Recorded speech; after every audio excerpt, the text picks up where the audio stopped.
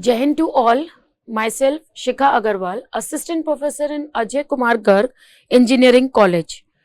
So today we are going to discuss about the first topic of human-computer interface, which is being useful for the students of CS and IT. Basically, this is a theoretical subject in which we are going to talk about how the human-computer works, how we are doing an interaction between the human and computer. So today, before that, we are going to discuss about the first topic, what is the design guidelines.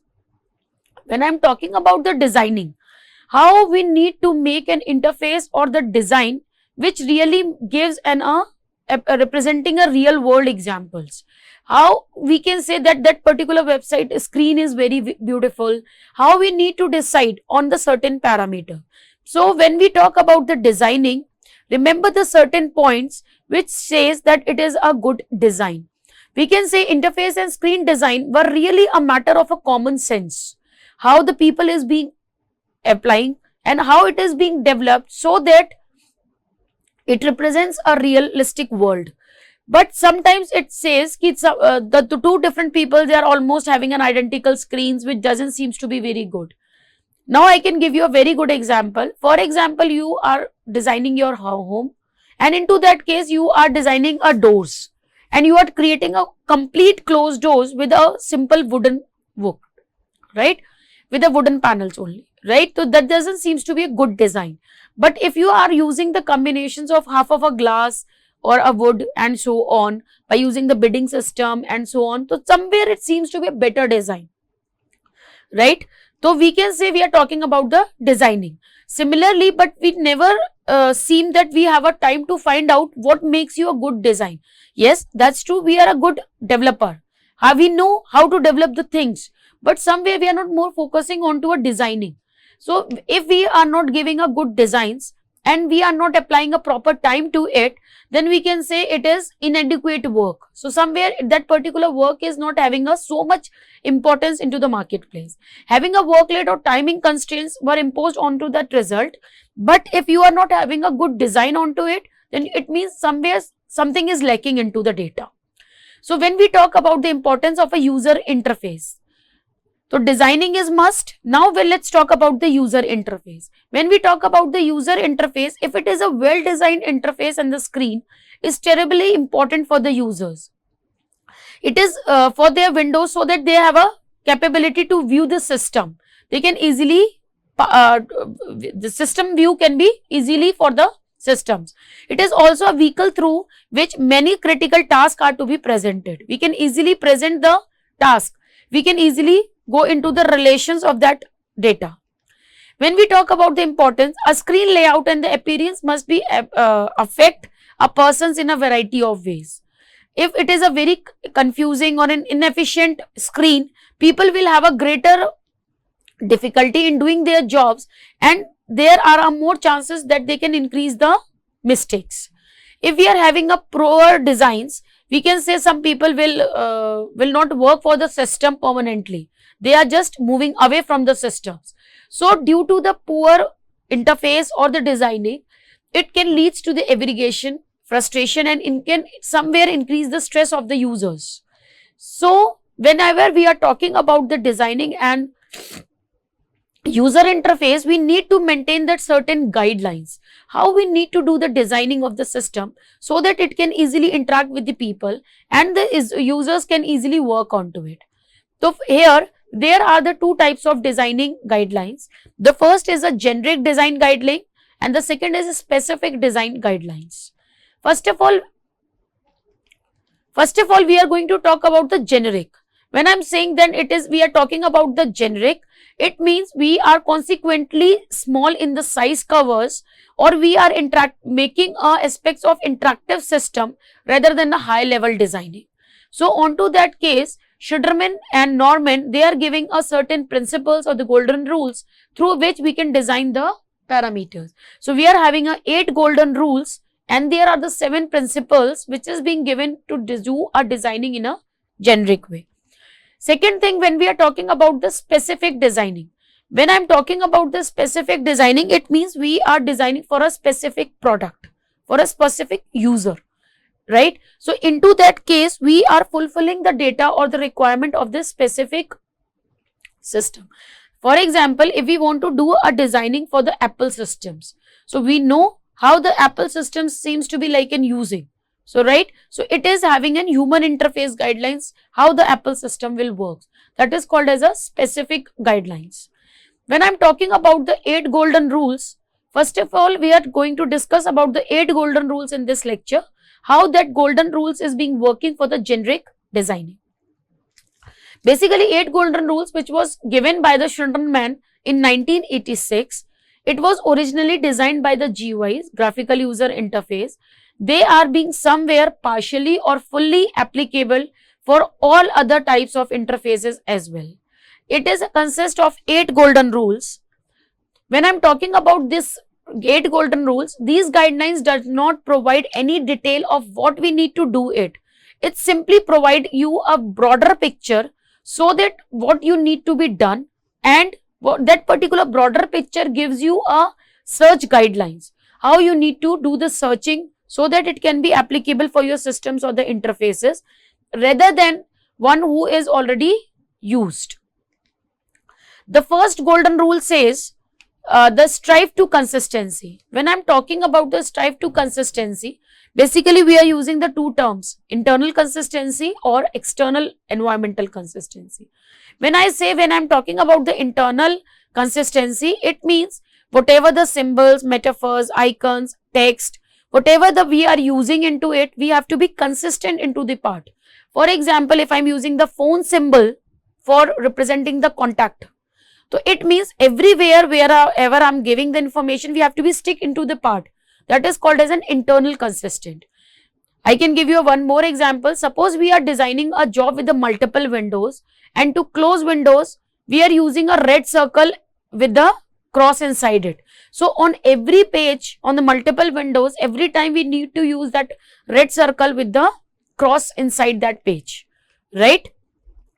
This is we are talking about the internal consistency. Then we are talking about the external consistency. External says whenever we are using the same standard in our design, that is being very regular to our day-to-day life. So that looks something like we do not match with the external content.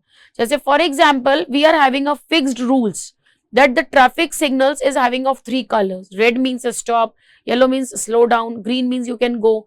So similarly, this is called as an external consistency, which you cannot change, but you have to be specific with those rules. This is called external. Second, when we are talking about the second rule, it says the designing for the universal usability. Whatever the things we are doing, it should be usable for the universe. So for the no voice, intermediate expert says ki whatever the menus or the hotkeys we are using, whatever the characters we are designing for the different group of users, it should not make any confusion to that. With the idea of the designing system should be used by everybody, right? So we are not trying to change the icons again and again. So we need to be consistent for the universal usability. No voice users can typically use the system for the first time, right? Like the experts are those who are using the systems frequently, but in the intermediate, if the person is using, we are not giving that type of icons or the menus bars so that it not be easily understandable by the users. The second rule also says that whatever the each category of users we are using about, we are having a different features of the system. So that particular system design should have the facility for both menu based also and hotkeys based also, that you can easily use the keyboards pressing also and a mouse keyboard so that it can be icons also. When we talk about the third rule offers an informative feedback. Informative feedback means whenever we are changing the color of the storage spaces, after saving the operations is to be done. This gives a informative feedback that yes, your data is being stored, right? Whenever you are filling the form, it gives an indication how the progress works.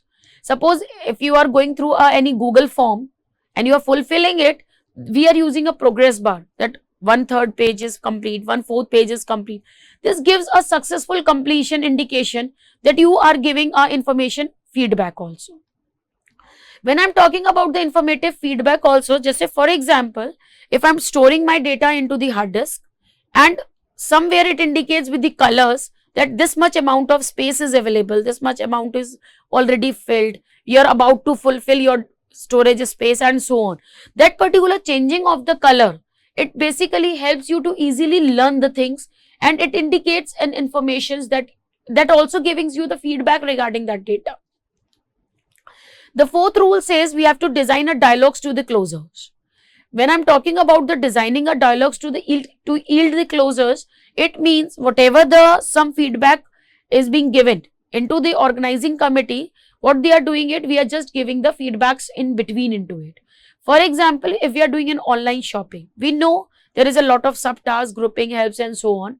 So some feedback at the end of each group should be provided to indicate that that particular part of the activity is to be over.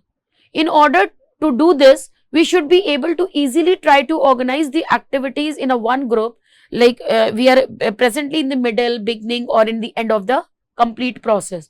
So that particular dialogues helps us, the users, to make the platform to be more effective. The fifth rule says we have to offer the prevention and small shape of control in the handling. So when we talk about this offers of prevention, we are talking about designing so that we need to maintain the error rates. When we need to maintain the error rates, we are somewhere close to the start options, right? We don't want to make the complicated error messages.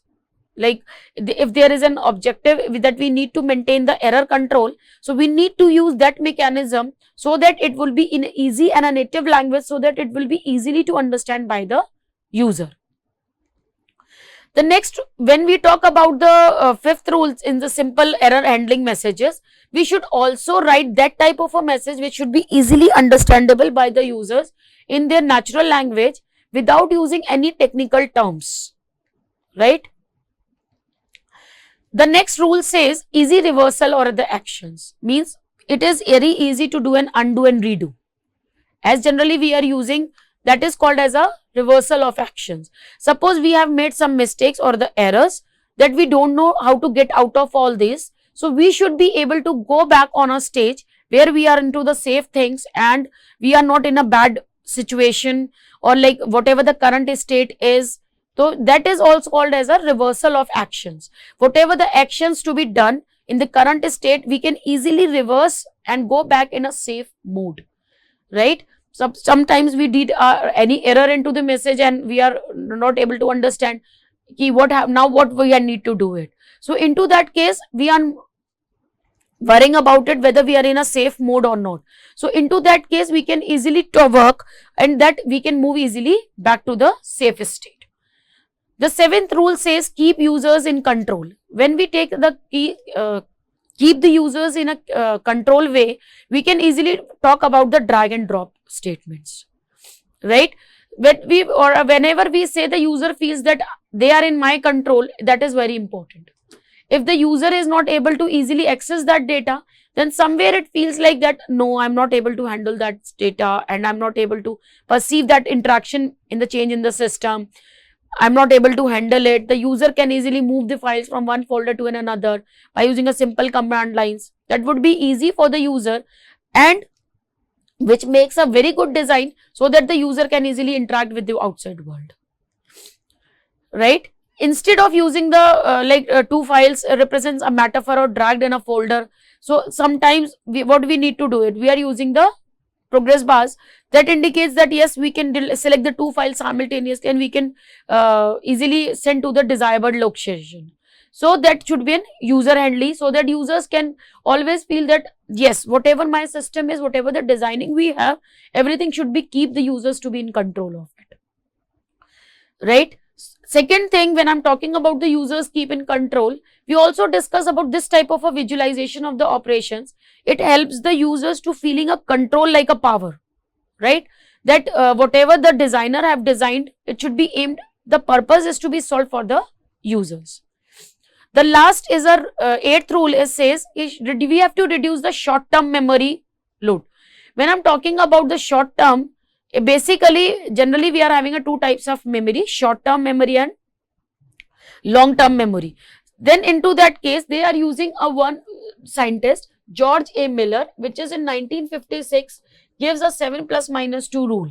This particularly should not force the users to remember too many things, but it says we need to remember the practical views into the life. For the practical point of view, we generally use a short-term memory, and there we need to make a use of the knowledge, and we have to perform the interaction. But if we say if the interaction required to purchase a knowledge, then it creates a problem, right? Because we have a short memory and we are having a limited capacity into it. So it cannot be contain any infinite amount of knowledge. Within that limited capacity, our knowledge is being restricted, and then only we can interact them place smoothly and usability improves. If the knowledge required to interact with the more capacity, so then we can say interaction can never be smooth. So due to this rule, our short-term memory time should be between the 9 to 5 pieces of information, and that particular information can easily stored into the memory, and this particular rule help us to make a design that should not force the users to remember the too many things. Somebody says I can hold 7 units of information, right? So out of those 7, then when it interacts with the 8th or 9th number of informations, so it would be difficult for it. So we have to do the designing of our interface that we should not force the users to remember the too many things, in which in turn it may affect the interaction and it makes a stress onto the user, right? So these are the golden rules. When I'm talking about the long-term memory says ki sometimes the users is having, depending upon the user what type of a memory storage it is having, so it can interact for the long time process. Some terms which is being going to the long term. For example, if I'm talking about the phone icon, so that is a long term process. We always used to remember all these terms. Now let's talk about the Norman's 7 principles. When I'm talking about the Norman's 7 principles for the generic designing, it was being proposed by the Norman in the 1988, and basically it is being extensively used to represent the user's interactions with the GUIs, right? Basically it will represents the behavior of a user layman, how the interactive systems in the terms of the series of actions is to be performed, in which we have to represent the cognitive and the sensory motors of all the activities, how the sense organs work, like how we can touch the nose, what is the idea, how the mouth will speak and legs will perform the task and so on. So there are the 7 such actions that defined consequently the model, which is called as a 7 stage of an action. When I'm talking about the Norman's principle, the actions are performed in cycles. Like first of all, we have to establish our goal. Then we have to execute the certain actions onto it, and finally we have to evaluate the result, right? So it works in the 3 steps. First of all, you have to establish your goal, what you need to do it. Then onto that goal, you have to execute the actions, what actions all can be performed. And finally, on the basis of that goal and the actions, whether we get the desired result or not, and what can be the output, what better we can get into it. He intended them to use the transform difficult task into a simple one. So due to which they have divided into the 2 stages of interaction. First is execution stage and the second is evaluation stage. When I'm talking about these 2 stages, in the case of execution, what we need to do is, हमें जो execute करना है, how we need to do that, what specific actions we need to perform that. So we have to establish a goal. We have to formulate the interactions, we have to talk about the specific actions, and finally we need to execute that particular action. But when I'm talking about the evaluation process, first of all we need to perceive the system completely. So we have to understand the system state. Then we have to interrupt the system state. And finally, we have to find the valid system state with respect to our goal or not. When the Norman 7 principle says, now let's talk about a one example. Suppose if I select a one button on a screen, but our goal is set and we formulate our intention to achieve that goal. Mental ability, before we actually start doing our action for the physical activity, first we need to translate our intention to the sequence of a real world task, right? So into that task is required to select a button on the mouse. drag to the particular pointer and press that particular mouse button. This is the way how the goal is being tasked. Now finally, when we comes to the final execution of the task, the first action which comes into our mind is to be a mental and a cognitive field. Then whatever the mental state and our cognitive mind sensory motors will work, then only the last action involves a human motor interaction of to that storage. And finally, in the next stage, we perceive the system state, then the state of the interaction and so on. So this is the way how we need to select the button. We look at the screen. Finally, when we talk about the evaluation, evaluation says the results of action compromising with the goal state or not. So basically what we are doing we are doing the comparison with the interaction of that button and the selected of that particular goal state onto that button. So the first stage is the perception to our sensory organ, how the eyes movement works, whether the ear is listening or not, what is the last two actions where that is being purely effect on the mental cognitive or not, how the complete evaluation cycles work and so on. Then we can say whatever the execution or evaluation process works, then we can execute state and we are having a evaluation state. Right? And finally, we are having a gulf of execution and evaluation, in which we have to interpret our interstate based on a perception of the match with the actual state of the data or not. No, so finally, we are having a lot of benefits for designing a good screen, which can be researchers can easily do. They can attempt to improve the screen clarity and readability by making the screens less crowded.